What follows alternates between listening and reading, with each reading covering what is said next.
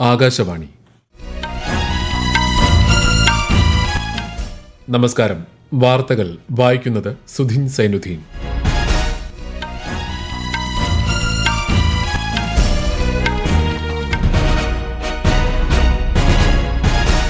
പ്രധാന വാർത്തകൾ. പ്രധാനമന്ത്രി നരേന്ദ്രമോദിയുടെ 3 ദിവസത്തെ പോളണ്ട് യുക്രൈൻ സന്ദർശനങ്ങൾക്ക് മറ്റന്നാൾ തുടക്കം. ഉഭയകക്ഷി ചർച്ചകളിൽ പ്രധാനമന്ത്രി പങ്കെടുക്കും. രാജ്യത്തെ പൊതുമേഖലാ ബാങ്കുകളുടെ പ്രകടനം ധനമന്ത്രി നിർമ്മല സീതാരാമൻ ന്യൂഡൽഹിയിൽ അവലോകനം ചെയ്തു. മലയാള ചലച്ചിത്ര മേഖലയിൽ സ്ത്രീകൾ നേരിടുന്ന പ്രശ്നങ്ങൾ സംബന്ധിച്ച ഹേമ കമ്മിറ്റി റിപ്പോർട്ട് പുറത്തുവിട്ടു. സിനിമാ മേഖലയിൽ വ്യാപക ചൂഷണങ്ങൾ നടക്കുന്നതായി പരാമർശം. റിപ്പോർട്ടിലെ നിർദ്ദേശങ്ങൾ സർക്കാർ നടപ്പാക്കുമെന്ന് മന്ത്രി സജി ചെറിയാൻ. വയനാട് ദുരന്തബാധിതരുടെ വായ്പകൾ എഴുതിത്തള്ളാൻ ബാങ്കുകൾ തയ്യാറാകണമെന്ന് മുഖ്യമന്ത്രി പിണറായി വിജയൻ. ദുരന്തബാധിതർക്കുള്ള ധനസഹായത്തിൽ നിന്നും EMI ഇനത്തിൽ ഈടാക്കിയ തുക മടക്കി നൽകുമെന്ന് കേരള ഗ്രാമീൺ ബാങ്ക്. സമൂഹത്തിനായി നിസ്വാർത്ഥ സേവനമനുഷ്ഠിക്കുന്ന ഡോക്ടർമാരുടെ സുരക്ഷ ഉറപ്പാക്കുന്നതിൽ സംസ്ഥാന സർക്കാരുകൾക്കും ഉത്തരവാദിത്തമുണ്ടെന്ന് കേന്ദ്ര സഹമന്ത്രി എൽ മുരുകൻ. വാർത്തകൾ വിശദമായി. പ്രധാനമന്ത്രി നരേന്ദ്രമോദിയുടെ പോളണ്ട് യുക്രൈൻ സന്ദർശനങ്ങൾക്ക് മറ്റന്നാൾ തുടക്കം. 2 ദിവസത്തെ സന്ദർശനത്തിനായി പോളണ്ടിലെത്തുന്ന പ്രധാനമന്ത്രി പോളിഷ് പ്രസിഡന്റ്, പ്രധാനമന്ത്രി ഉൾപ്പെടെയുള്ള നേതാക്കളുമായി കൂടിക്കാഴ്ച നടത്തും. 45 വർഷങ്ങൾക്ക് ശേഷമാണ് ഒരു ഇന്ത്യൻ പ്രധാനമന്ത്രി പോളണ്ട് സന്ദർശിക്കുന്നത്. ഇരു രാജ്യങ്ങളും തമ്മിലുള്ള നയതന്ത്ര ബന്ധത്തിന്റെ 70ാം വാർഷികം പൂർത്തിയാകുന്ന വേളയിലാണ് ശ്രീ മോദിയുടെ പോളണ്ട് സന്ദർശനം. തുടർന്ന് ഈ മാസം 23-ന് യുക്രൈനിലെത്തുന്ന പ്രധാനമന്ത്രി യുക്രൈൻ പ്രസിഡന്റ് വളോഡിമിർ സെലൻസ്കിയുമായി കൂടിക്കാഴ്ച നടത്തും. യുക്രൈൻ പ്രസിഡന്റിന്റെ പ്രത്യേക ക്ഷണപ്രകാരമാണ് ശ്രീ മോദിയുടെ സന്ദർശനം. യുക്രൈൻ റഷ്യ സംഘർഷം സമാധാനപരമായി പരിഹരിക്കണമെന്ന നിലപാട് ഇന്ത്യ വിവിധ വേദികളിൽ ആവർത്തിച്ച് വ്യക്തമാക്കിയിരുന്നു. കേന്ദ്ര ധനമന്ത്രി നിർമ്മല സീതാരാമൻ രാജ്യത്തെ പൊതുമേഖലാ ബാങ്കുകളുടെ പ്രകടനം ഇന്ന് ന്യൂഡൽഹിയിൽ അവലോകനം ചെയ്തു. ധനകാര്യ സെക്രട്ടറി, പൊതുമേഖലാ ബാങ്കുകളുടെ മാനേജിംഗ് ഡയറക്ടർമാർ, CEOമാർ, മറ്റു മുതിർന്ന ഉദ്യോഗസ്ഥർ തുടങ്ങിയവർ അവലോകന യോഗത്തിൽ പങ്കെടുത്തു. ബാങ്കുകളുടെ മികവിന്റെ സുപ്രധാന സൂചകങ്ങളായ നിക്ഷേപ വളർച്ച, വായ്പാ നിക്ഷേപ അനുപാതം, ആസ്തി നിലവാരം തുടങ്ങിയ ഘടകങ്ങൾ ശ്രീമതി സീതാരാമൻ യോഗത്തിൽ അവലോകനം ചെയ്തു. കേന്ദ്ര സർക്കാരിന്റെ വിവിധ പദ്ധതികൾ നടപ്പിലാക്കുന്നതിൽ പൊതുമേഖലാ ബാങ്കുകളുടെ പ്രകടനവും ധനമന്ത്രി വിലയിരുത്തി. മലയാള ചലച്ചിത്ര മേഖലയിൽ സ്ത്രീകൾ നേരിടുന്ന പ്രശ്നങ്ങൾ സംബന്ധിച്ച ഹേമ കമ്മിറ്റി റിപ്പോർട്ട് പുറത്തുവിട്ടു. സിനിമാ മേഖലയിൽ വ്യാപക ലൈംഗിക ചൂഷണങ്ങൾ നടക്കുന്നതായും ഉന്നതരിൽ നിന്നടക്കം സ്ത്രീകൾക്ക് ദുരനുഭവങ്ങൾ നേരിടേണ്ടി വരുന്നതായും റിപ്പോർട്ടിൽ പറയുന്നു. തൊഴിലവസരങ്ങൾ നഷ്ടമാകുമെന്നതിനാൽ ചൂഷണങ്ങൾ പുറത്തു പറയാൻ പലരും ഭയപ്പെടുന്നതായും പരാമർശമുണ്ട്. സമർപ്പിച്ച് 5 വർഷത്തിനു ശേഷമാണ് ഹേമ കമ്മിറ്റി റിപ്പോർട്ട് പുറത്തുവരുന്നത്. വിശദാംശങ്ങളിലേക്ക്. മലയാള സിനിമാ മേഖല ക്രിമിനൽ പശ്ചാത്തലമുള്ള ആളുകളാണ് നിയന്ത്രിക്കുന്നതെന്നും ഇത് സ്ത്രീകൾക്ക് സുരക്ഷിതമല്ലാത്ത സാഹചര്യമുണ്ടാക്കുന്നുവെന്നും ഹേമ കമ്മിറ്റി റിപ്പോർട്ടിൽ വ്യക്തമാക്കിയിട്ടുണ്ട്. ഏതാനും നിർമ്മാതാക്കളും സംവിധായകരും താരങ്ങളും പ്രൊഡക്ഷൻ കൺട്രോളർമാരുമാണ് സിനിമാ മേഖല കൈയടക്കിയിരിക്കുന്നത്. മയക്കുമരുന്ന് സിനിമാ മേഖലയെ കീഴടക്കിയിരിക്കുന്നു. ലൈംഗിക അതിക്രമ പരാതികൾ പരിശോധിക്കാൻ സ്വതന്ത്ര സംവിധാനം ഏർപ്പെടുത്തണമെന്ന് ഹേമ കമ്മിറ്റി റിപ്പോർട്ട് സർക്കാരിനോട് ശുപാർശ ചെയ്യുന്നു. ലിംഗസമത്വം ഉറപ്പുവരുത്താൻ സമഗ്ര ചലച്ചിത്ര നയം രൂപീകരിക്കണമെന്നും നിർദ്ദേശമുണ്ട്. സുരക്ഷിതമായ താമസ സ്ഥലങ്ങളും കൃത്യമായി എഴുതി തയ്യാറാക്കിയ തൊഴിൽ കരാറുകളും ജൂനിയർ ആർട്ടിസ്റ്റുകൾക്ക് ഉൾപ്പെടെ ഉറപ്പുവരുത്തണം. അഭിപ്രായ രൂപീകരണ വേദികളിൽ 50% സ്ത്രീ പ്രാതിനിധ്യം ഉറപ്പുവരുത്താനും റിപ്പോർട്ടിൽ നിർദ്ദേശിക്കുന്നു. വിവരാവകാശ നിയമപ്രകാരം അപേക്ഷിച്ച 8 പേർക്കാണ് റിപ്പോർട്ടിന്റെ പകർപ്പ് സാംസ്കാരിക വകുപ്പ് നൽകിയത്. സ്വകാര്യത ലംഘിക്കുന്ന ഭാഗങ്ങൾ ഒഴിവാക്കിയ ശേഷം 233 പേജുകളുള്ള റിപ്പോർട്ടാണ് പുറത്തുവന്നത്. ഹേമ കമ്മിറ്റി റിപ്പോർട്ടിലെ നിർദ്ദേശങ്ങൾ സർക്കാർ നടപ്പാക്കുമെന്ന് മന്ത്രി സജി ചെറിയാൻ പറഞ്ഞു. പ്രശ്നങ്ങൾ പരിഹരിക്കുന്നതിനായി 2 മാസത്തിനുള്ളിൽ പ്രത്യേക കോൺക്ലേവ് നടത്തുമെന്നും അദ്ദേഹം പ്രതികരിച്ചു. ചലച്ചിത്ര മേഖലയിലെ തെറ്റായ പ്രവണതകളാണ് റിപ്പോർട്ടിലൂടെ പുറത്തുവന്നതെന്ന് സംസ്ഥാന വനിതാ കമ്മീഷൻ വ്യക്തമാക്കി. റിപ്പോർട്ട് അനുസരിച്ചുള്ള പരിഹാര നടപടികൾ സർക്കാർ സ്വീകരിക്കണമെന്നും വനിതാ കമ്മീഷൻ അധ്യക്ഷ P. സതീദേവി പറഞ്ഞു. News desk, Akashvani. വയനാട് ദുരന്തബാധിതരുടെ വായ്പകൾ എഴുതിത്തള്ളാൻ ബാങ്കുകൾ തയ്യാറാകണമെന്ന് മുഖ്യമന്ത്രി പിണറായി വിജയൻ.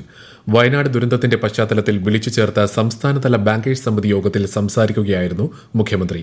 ദുരിതബാധിതർക്ക് നൽകിയ ആശ്വാസ ധനത്തിൽ നിന്ന് ചൂരൽമലയിലെ ഗ്രാമീൺ ബാങ്ക് വായ്പയുടെ EMI പിടിച്ചത് ശരിയല്ലെന്നും ഇത്തരം ഘട്ടങ്ങളിൽ യാന്ത്രികമായ സമീപനം ബാങ്കുകൾ സ്വീകരിക്കരുതെന്നും അദ്ദേഹം ചൂണ്ടിക്കാട്ടി. ദുരന്തബാധിതരുടെ മുഴുവൻ വായ്പകളും എഴുതിത്തള്ളിയ കേരള ബാങ്കിന്റെ മാതൃക മറ്റു ബാങ്കുകളും സ്വീകരിക്കുമെന്നാണ് പ്രതീക്ഷിക്കുന്നതെന്നും അദ്ദേഹം പറഞ്ഞു. ദുരന്തബാധിതർക്ക് സർക്കാർ നൽകിയ ധനസഹായത്തിൽ നിന്നും EMI ഈടാക്കിയ സംഭവത്തിൽ തുക മടക്കി നൽകുമെന്ന് കേരള ഗ്രാമീൺ ബാങ്ക് അറിയിച്ചു. സംഭവത്തിൽ ബാങ്കിനെതിരെ മനുഷ്യാവകാശ കമ്മീഷൻ കമ്മീഷൻ കേസെടുത്തു. രാജ്യത്തെ പുതിയ ക്രിമിനൽ നിയമങ്ങൾക്ക് ഹിന്ദി പേരുകൾ നൽകിയത് ചോദ്യം ചെയ്ത് സമർപ്പിച്ച പൊതുതാൽപര്യ ഹർജി കേരള ഹൈക്കോടതി തള്ളി. ഭരണഘടനയുടെ 348 അനുച്ഛേദത്തിന്റെ ലംഘനമാണ് ഹിന്ദിയിലുള്ള പെരുമാറ്റമെന്നായിരുന്നു ഹർജിക്കാരന്റെ വാദം. എന്നാൽ നിയമത്തിന്റെ ഉള്ളടക്കം ഇംഗ്ലീഷിലാണെന്ന് കേന്ദ്ര സർക്കാരിന്റെ അഭിഭാഷകൻ വാദിച്ചു. ഈ വാർത്തകൾ ആകാശവാണിയിൽ നിന്ന്. ഈ മാസം 28 മുതൽ പാരീസിൽ ആരംഭിക്കുന്ന പാരാലിമ്പിക്സിൽ പങ്കെടുക്കുന്ന ഇന്ത്യൻ കായിക താരങ്ങളുമായി പ്രധാനമന്ത്രി നരേന്ദ്രമോദി സംവദിച്ചു. എല്ലാ താരങ്ങൾക്കും ആശംസകൾ നേർന്ന പ്രധാനമന്ത്രി ഗെയിംസിലെ ഇന്ത്യയുടെ വിജയസാധ്യത സംബന്ധിച്ച് താരങ്ങളുമായി ചർച്ച നടത്തി. കൊൽക്കത്തയിലെ ആർജിക്കർ ആശുപത്രിയിലെ വനിതാ ഡോക്ടറുടെ കൊലപാതകവുമായി ബന്ധപ്പെട്ട് 2 ഡോക്ടർമാർ ചോദ്യം ചെയ്യലിന് ഹാജരായി.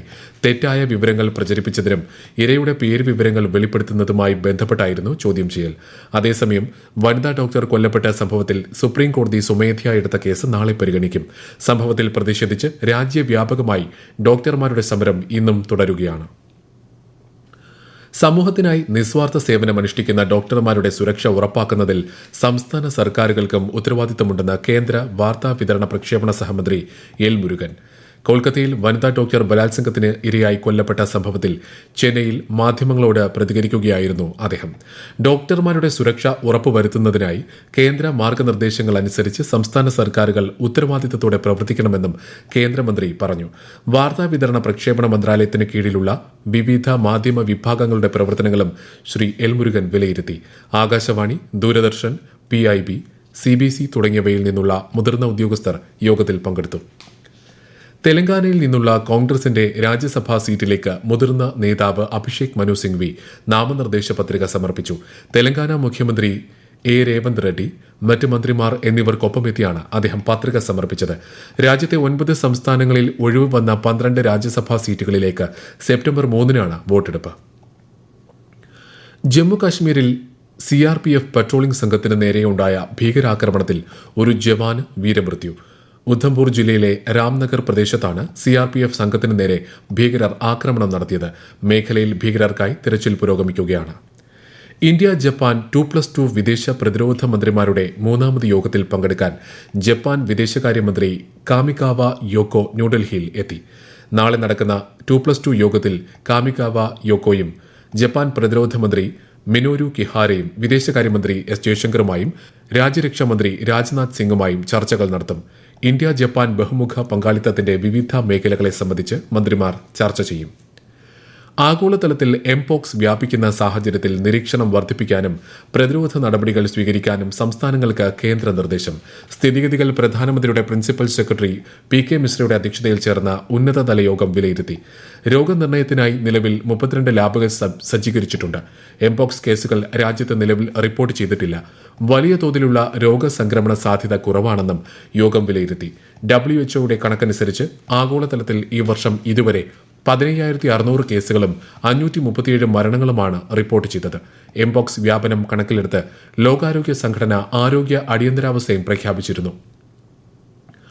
രാജ്യത്തെ ഓഹരി വിപണികളിൽ ചാഞ്ചാട്ടം. ബോംബെ ഓഹരി സൂചിക സെൻസെക്സ് 12 പോയിന്റ് താഴ്ന്ന് 80,425-ലും ദേശീയ ഓഹരി സൂചിക നിഫ്റ്റി 32 പോയിന്റ് ഉയർന്ന് 24,572-ലും വ്യാപാരം അവസാനിപ്പിച്ചു. സ്വർണ്ണവിലയിൽ മാറ്റമില്ല. ഗ്രാമിന് 6,670-ഉം പവന് 50,360 രൂപയുമാണ് ഇന്നത്തെ വില. കേരളത്തിൽ അതിശക്തമായ മഴ തുടരുമെന്ന് കേന്ദ്ര കാലാവസ്ഥാ വകുപ്പ് അറിയിച്ചു. പത്തനംതിട്ട, കോട്ടയം, എറണാകുളം, ഇടുക്കി ജില്ലകളിൽ നാളെ ഓറഞ്ച് ജാഗ്രതയും ആലപ്പുഴ, തൃശൂർ, കോഴിക്കോട്, കണ്ണൂർ ജില്ലകളിൽ മഞ്ഞ ജാഗ്രതയും പ്രഖ്യാപിച്ചിട്ടുണ്ട്. അതിശക്തമായ കാറ്റിനും മോശം കാലാവസ്ഥയ്ക്കും സാധ്യതയുള്ളതിനാൽ വെള്ളിയാഴ്ച വരെ കേരള, കർണാടക, ലക്ഷദ്വീപ് തീരങ്ങളിൽ മത്സ്യബന്ധനത്തിന് വിലക്ക് ഏർപ്പെടുത്തിയതായും കാലാവസ്ഥാ വകുപ്പ് മുന്നറിയിപ്പ് നൽകി. പ്രധാന വാർത്തകൾ വീണ്ടും. പ്രധാനമന്ത്രി നരേന്ദ്രമോദിയുടെ 3 ദിവസത്തെ പോളണ്ട്, യുക്രൈൻ സന്ദർശനങ്ങൾക്ക് മറ്റന്നാൾ തുടക്കം. ഉഭയകക്ഷി ചർച്ചകളിൽ പ്രധാനമന്ത്രി പങ്കെടുക്കും. രാജ്യത്തെ പൊതുമേഖലാ ബാങ്കുകളുടെ പ്രകടനം ധനമന്ത്രി നിർമ്മല സീതാരാമൻ ന്യൂഡൽഹിയിൽ അവലോകനം ചെയ്തു. മലയാള ചലച്ചിത്ര മേഖലയിൽ സ്ത്രീകൾ നേരിടുന്ന പ്രശ്നങ്ങൾ സംബന്ധിച്ച ഹേമ കമ്മിറ്റി റിപ്പോർട്ട് പുറത്തുവിട്ടു. സിനിമാ മേഖലയിൽ വ്യാപക ചൂഷണം നടക്കുന്നതായി പരാമർശം. റിപ്പോർട്ടിലെ നിർദ്ദേശങ്ങൾ സർക്കാർ നടപ്പാക്കുമെന്ന് മന്ത്രി സജി ചെറിയാൻ. വയനാട് ദുരന്തബാധിതരുടെ വായ്പകൾ എഴുതിത്തള്ളാൻ ബാങ്കുകൾ തയ്യാറാകണമെന്ന് മുഖ്യമന്ത്രി പിണറായി വിജയൻ. ദുരന്തബാധിതർക്കുള്ള ധനസഹായത്തിൽ നിന്നും EMI ഇനത്തിൽ ഈടാക്കിയ തുക മടക്കി നൽകുമെന്ന് കേരള ഗ്രാമീൺ ബാങ്ക്. സമൂഹത്തിനായി നിസ്വാർത്ഥ സേവനമനുഷ്ഠിക്കുന്ന ഡോക്ടർമാരുടെ സുരക്ഷ ഉറപ്പാക്കുന്നതിൽ സംസ്ഥാന സർക്കാരുകൾക്കും ഉത്തരവാദിത്തമുണ്ടെന്ന് കേന്ദ്ര സഹമന്ത്രി എൽ മുരുകൻ. വാർത്തകൾ കഴിഞ്ഞു. അടുത്ത വാർത്താ പ്രക്ഷേപണം 8:35.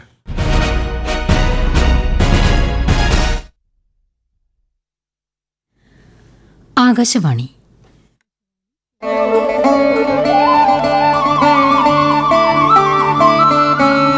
മായാമുദ്രകൾ. കാലത്തെ മറികടക്കുന്ന പുസ്തകങ്ങൾ.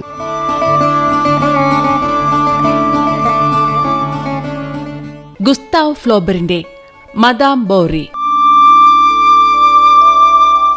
വിവാഹേതര ബന്ധങ്ങളിലേക്ക് വളർന്നു കയറുന്ന കാമനകൾ ദുരന്തത്തിൽ പര്യവസാനിക്കുമെന്ന് ഓർമ്മപ്പെടുത്തുന്ന ഒരു കൃതി വിശ്വസാഹിത്യത്തിലുണ്ട്. ഗുസ്താവ് ഫ്ലോബറിന്റെ മദാം ബോവറി. ഭർത്താവിരിക്കെ 2 കാമുകന്മാരെ മാറി മാറി പ്രണയിക്കുന്ന ഒരുവൾ, എമ്മ എന്ന മദാം ബോവറി. ലോകസാഹിത്യത്തിൽ പ്രണയാവേശം കൊള്ളുന്ന കൃതിയാണ് മദാം ബോവറി എന്ന ഫ്രഞ്ച് നോവൽ. ഗുസ്താവ് ഫ്ലോബർ മനുഷ്യ മനസ്സിന്റെ നിഗൂഢതകളെ ആവിഷ്കരിക്കുകയും അനിയന്ത്രിതമായ വികാരവായ്പകളെ അടയാളപ്പെടുത്തുകയും ചെയ്യുന്ന എഴുത്തുകാരനാണ്. Temptation of Saint Anthony. Gustave ഫ്ലോബറിന്റെ ഈ ആദ്യ കൃതി വായിച്ചു കേട്ടപ്പോൾ ഇത് ഉടനെ തീയിലെറിയണം എന്നാണ് സുഹൃത്തുക്കൾ പറഞ്ഞത്. എമിലി സോള, മൊപ്പസാങ് തുടങ്ങിയ എഴുത്തുകാർ ഫ്ലോബറിൽ നിന്ന് പ്രചോദനം ഉൾക്കൊണ്ട നോവലിസ്റ്റുകളായിരുന്നു. ഫ്രാൻസിലെ റുമൈനിൽ 1821 ഡിസംബർ 26 ഫ്ലോബർ ജനിച്ചു. ഒരു വലിയ ആശുപത്രിയുടെ മേധാവിയായിരുന്നു പിതാവ്. 16-ാം വയസ്സിൽ ആദ്യ കൃതി. പാരീസിലെത്തി നിയമപഠനം നടത്തിയെങ്കിലും അതിൽ ശ്രദ്ധ ചെലുത്താതെ പഠനം ഉപേക്ഷിച്ചു. ലൂസി കോലറ്റ് എന്ന കവയിത്രിയുമായി പ്രണയത്തിലായി നിയമപരമായി വിവാഹം കഴിക്കാതെ ഒന്നിച്ച് ജീവിച്ചു. ഫ്ലോബർ നിരന്തരം എഴുതിക്കൊണ്ടിരുന്നു. വെട്ടിയും തിരുത്തിയും മാറ്റി മാറ്റി എഴുതിക്കൊണ്ടിരുന്നു. 1849 നവംബർ മുതൽ 1851 ഏപ്രിൽ വരെ രാജ്യസഞ്ചാര പരിപാടിയിൽ ഫ്ലാബർ വ്യാപൃതനായി. ഈജിപ്ത്, പലസ്റ്റീൻ, സിറിയ, തുർക്കി, ഗ്രീസ്, ഇറ്റലി എന്നിവിടങ്ങളിൽ വിപുലമായ പര്യടനം നടത്തി. ഈ സഞ്ചാരത്തിന് ശേഷമാണ് മദാം ബോവറി എന്ന നോവൽ എഴുതാൻ തുടങ്ങിയത്. 5 വർഷമെടുത്തു മദാം ബോവറി എഴുതാൻ. നോർമണ്ടിയിലെ ഒരു നാടൻ ഡോക്ടറുടെ ജീവിതകഥയാണ് ഈ നോവലിന് അടിസ്ഥാനം.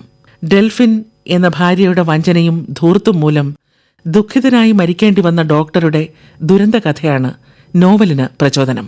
നിത്യജീവിതത്തിലെ വിരസതയിൽ നിന്നും രക്ഷ നേടാനുള്ള ശ്രമത്തിൽ എമ്മ ബോവറിയുടെ ചിന്തകളും വികാരങ്ങളും ക്രമേണ മലിനവും ചപലവുമായി തീരുകയാണ് ഈ നോവലിൽ.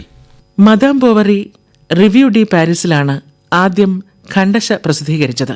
ഉടൻ തന്നെ സന്മാർഗ തത്വങ്ങളെയും മതത്തെയും ധ്വംസിക്കുന്നു എന്ന കുറ്റം ചുമത്തി ഫ്ലാബറിനെതിരെ കേസുണ്ടായി. 1880 മെയ് 8 പെട്ടെന്നുണ്ടായ രോഗബാധയെ തുടർന്ന് ഫ്ലോബർ അന്തരിക്കുമ്പോൾ സലംബോയും ബവാർഡ് പെക്യൂച്ചെറ്റ് എന്ന അപൂർണ കൃതിയും കൂടി ഫ്ലോബർ രചിച്ചിരുന്നു.